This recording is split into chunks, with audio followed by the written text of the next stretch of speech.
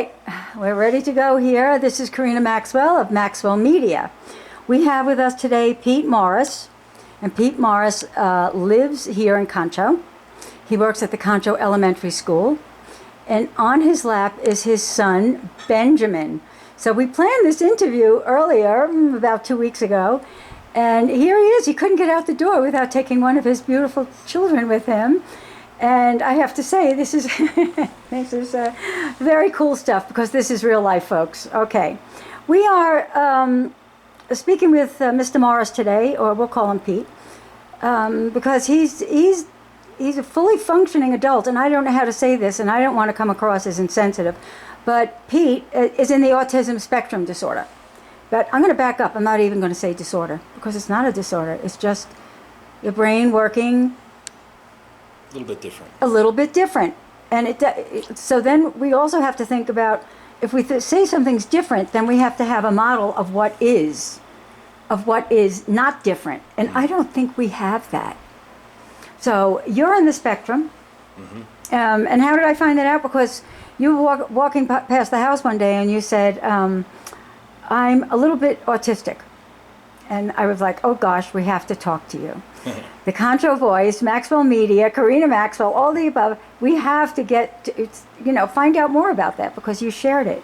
All right, let's jump into your, let's go back a little bit and talk about your childhood. Okay. And when it was realized that you were in the spectrum. See, I was probably around I want to say the second grade, about first or second grade. Okay. They had the school psychiatrist take me from class, and he did various tests, just basic math, reading. I had to make specific shapes out of blocks and whatnot. Your basic, psychology stuff. Yep. And I don't know how they really test it, grade it, or how they see these things, but it was brought to the school's attention that I don't learn quite the same as the other kids in my class at the time. Right. It was slow for me, very slow going. And my attention span isn't quite always there. I start thinking, imagining. My brain's always going 100 miles an hour, whether I want it to or not. And so they needed a little bit of help to kind of slow things down and work with me process by process. It takes a little bit longer for me to absorb things. Yes. But eventually it does come. Uh-huh. So how old were you? You were in the first grade, so you were about 7, 8? About 7 or 8 years old. Okay. When, they said that I needed help. And how long ago was that? That would be about... Oh my goodness, 20 years. 20 years ago. 21 years ago.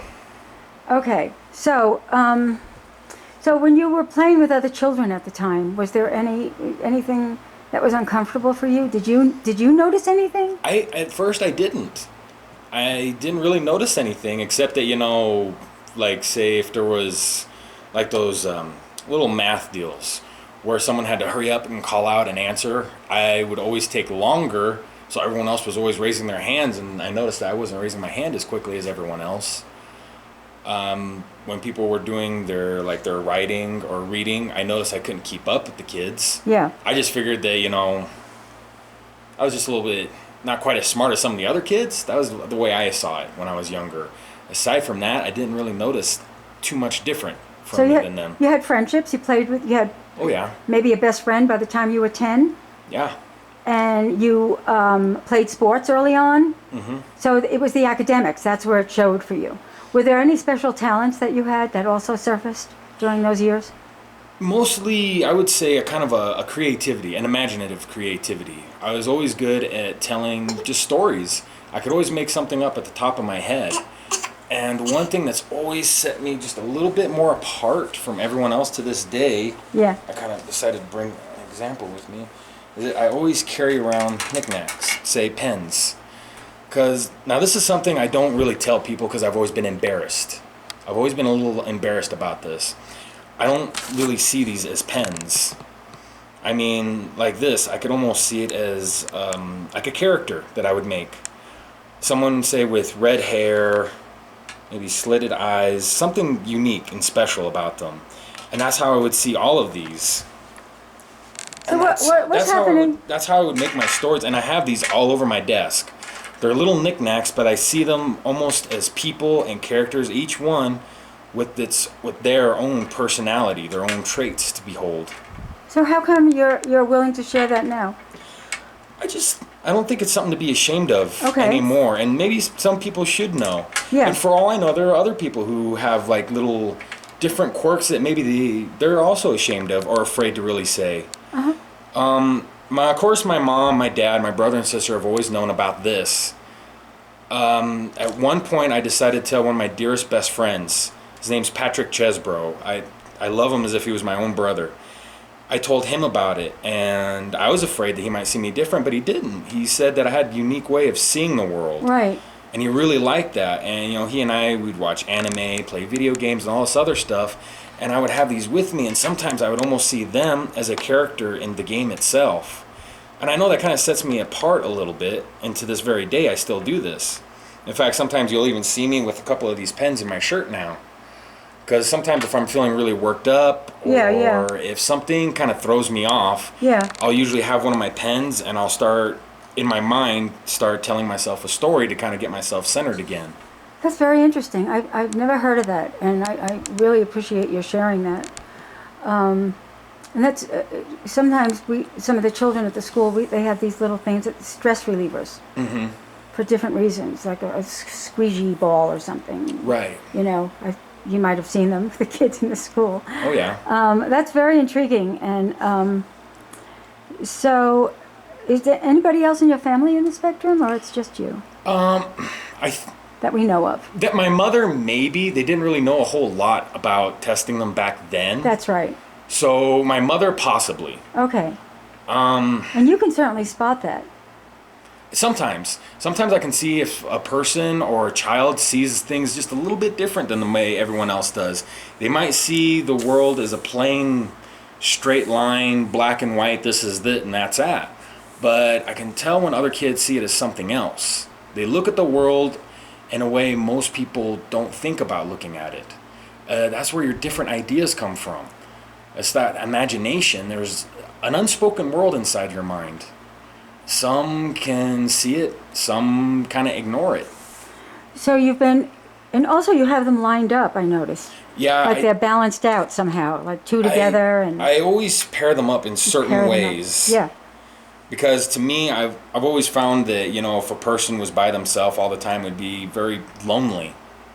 So I always, with every male character that I imagine a female character to go with them in a way.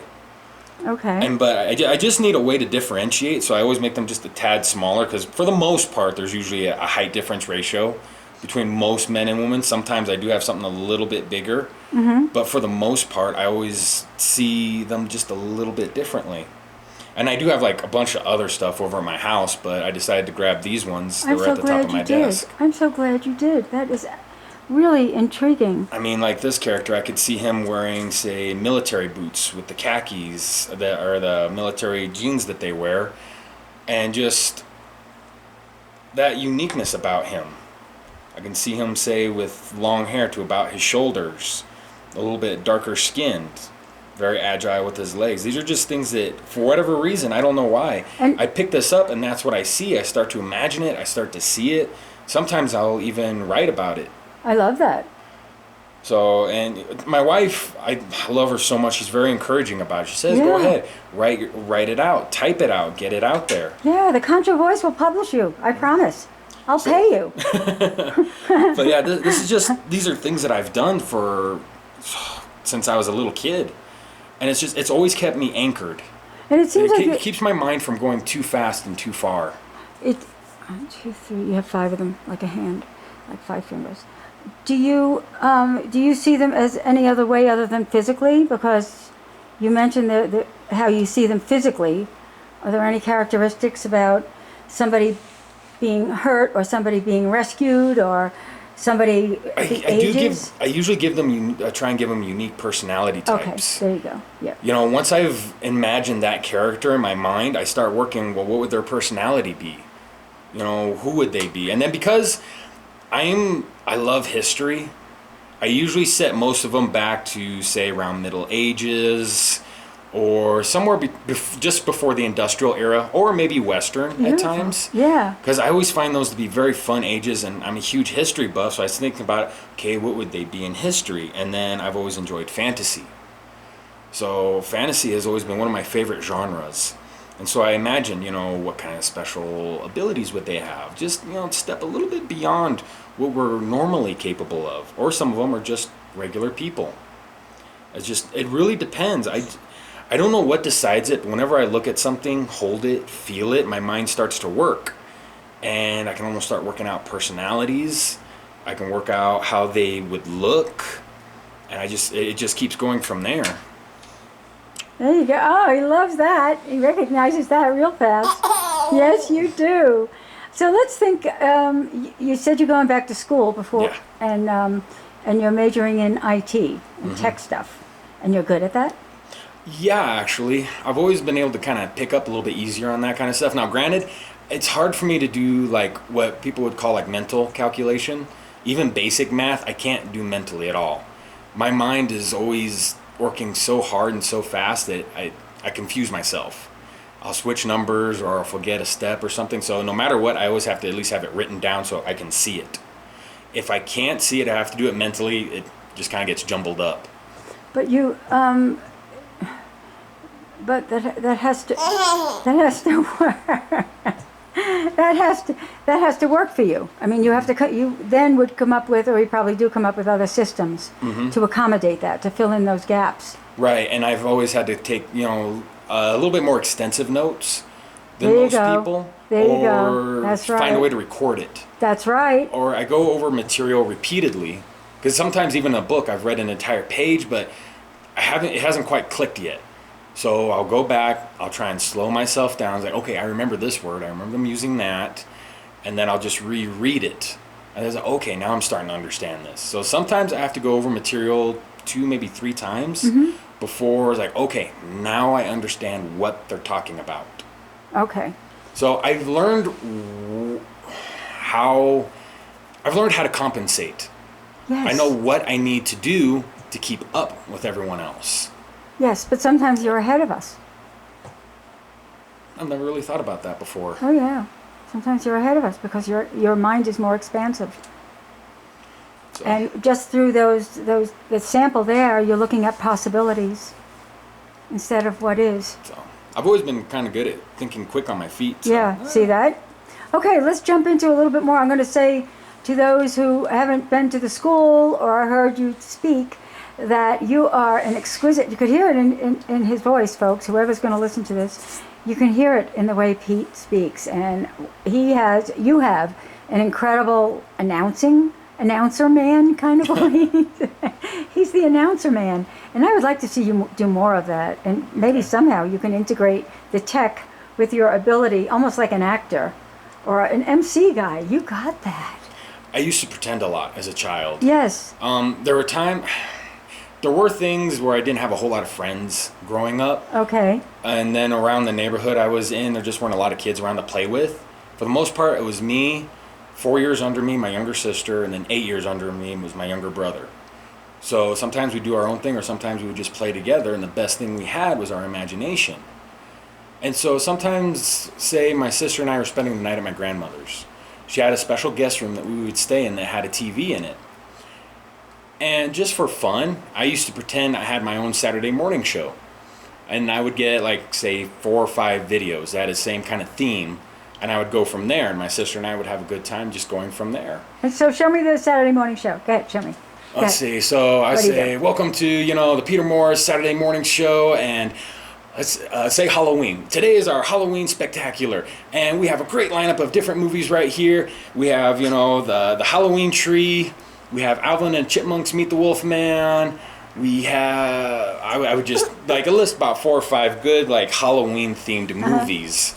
And then I'd put the movie into the VHS player, because, there were still VHS players then. I'd put the movie in, my sister and I would watch it, have a good old time, and in between the movies, I'd pretend that, it was my turn to talk to an invisible audience. And sometimes, say, if I had Sun-Kissed orange soda, I would pretend that was my sponsor right there. And I'd say, this is Sun-Kiss, kiss the sun, something kind of catchy like that. And That was me and my sister just pretending. And we would have fun with that. That was our thing. And when we would watch also movies that had different, I'm trying to think of I had the word right there and now it's gone. Dialects, have different dialects or accents. I would try and mimic the accent. Say like a Scottish, Irish, Australian, or even a strong Spanish accent. Yeah. My sister and I would play with that too. And then later on, my little brother too. Mm-hmm. And those were things that we just had a lot of fun with. So where did you grow up? I grew up in St. John's. Oh, you were right here. The whole time. My parents are originally from California, but my mom's family has been here for generations. They're from an old family known as the Padilla family. Oh, you're a Padilla? Yes. From my mom's side, yeah, I'm Padilla. Oh, no kidding. So, that's old here. Mm-hmm. My grandfather grew up right out here in Old Concho. Is that the Porfy truck I see? Porfy? Porfy, is that a Padilla? I'm not too sure about all the relatives we have because after a while the Padillas just kind of really, really grew. So there are some that I'm familiar with, some that I'm not. It happens. Right? Families grow. So yeah, there are some family members I'm familiar with, others that I'm not quite as familiar, but I know who to talk to and ask, hey, are we related to them? And they'll tell me yes or no. Yes. So okay. It was an old family, but my grandfather, when he married my grandmother, they moved to California because he was a career welder. And that's where the jobs were at the time. Yeah. So my mom grew up in California, so did my dad. But when I was born, there was a lot going on in California. There was gang violence, police violence. Oh, there was just so much, and they didn't want to raise someone in that area. That's right. So my dad had always heard all these stories from my grandfather about living out here in the White Mountains.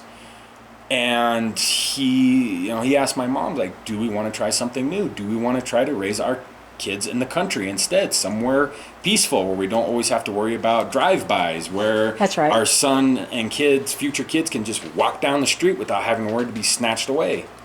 So right. They decided for a whole new beginning. It was rough at first, very rough, because my dad just was struggling to find some kind of job. Eventually, he once again got work with Sears as a technician. So he found work there, and we managed to move in. It's right there in St. John's, Arizona, where I was raised since I was 2 years old. So now you've kind of gone full circle because you have Benjamin on your lap. And how old is he again? He's a year. He's a year. Oh my God, he's such a big boy. Such a big boy. It's okay, we go full circle in life. And this is our interview with Pete Morris. I am Kareena Maxwell with Maxwell Media. And I have a feeling that we're going to be seeing more of you. And I am so proud that you came by today with your lovely son. And we're going to sign off for now. Thank you. All right. Thank you.